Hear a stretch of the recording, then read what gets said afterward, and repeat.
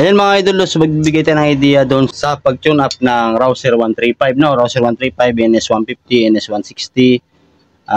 Pare-pareho lang po rin pag-tune up yan mga idol. Okay, so yan, niluwagan na natin yung mga tappet screw niya. Siyempre gagamit tayo ng feller gauge. Yan, so ang gagamitin natin dito na sukat mga idol, dito sa kanyang rocker arm, yung tappet niya, ay 0.07 mm, no? Yung intake valve niya.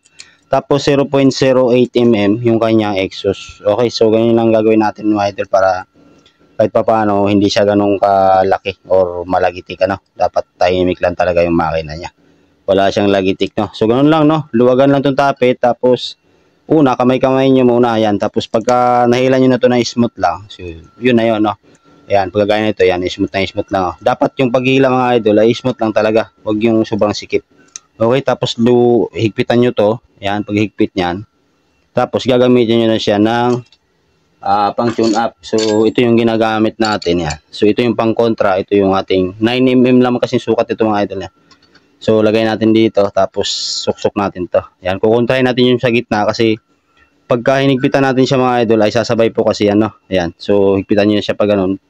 Yung paghigpitan din mga idol ay tamang-tama lang din. Huwag nyo siyang masyadong higpitan. Yan, kasi napuputol yan. Okay, tapos yan, shoot natin yung pang-kontra. Yan, tapos higpitan nyo siya. Okay, tapos yan, makikita nyo yan mga idol, no? Ngayon hilahin natin yan. Yan, dapat smooth lang. O, di ba? Oy, dapat ganun lang mga idol. Yan, so 0.07 yung kanyang intake. So doon naman tayo sa exhaust naman niya. Alright. Yan mga idol, so dito tayo ngayon sa kanyang exhaust, no? So sa exhaust niya naman ang gagamitin natin ay 0.08 mm. So hindi nyo makikita kasi burado na yung sulat. So ganun din ng taang proseso mga idol, no? So malimit dito sa iba mga idol ay tinutune up nila ng paisa-isa. So ako mga idol ay hindi ko tinutune up ng paisa-isa to kasi medyo masailan din po kasi yung rouser talaga pagdating sa paisa-isang tune up. So dapat ganito sabay.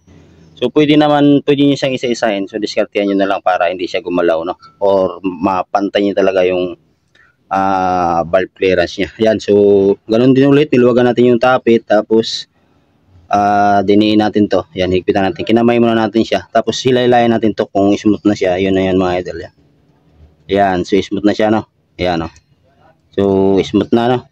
Ngayon mga idol, saka na natin siya higpitan. Yan, higpitan na natin tong tapit niya. So ganun ulit mga idol, no? Huwag natin masyado pagkasobrahan ng higpit. Okay, so yan, may pangontra naman tayo. Yan, gamit lang kayo ng ganito. Tapos shoot nyo yung isa sa gitna. Kailangan kasi mga idol, pagka inikot ito pa kanan, hindi sasabay yung tappet screw. Kasi pag sumabay, ibig sabihin, gagalaw yung pinaka-clearance natin. Okay, yan. Tapos higpitan na natin siya. Okay, tapos ganoon din yung isa. Yan, higpitan din natin to. Ang importante mga idol, hindi sasabay yung pinaka-tappet screw. Yan.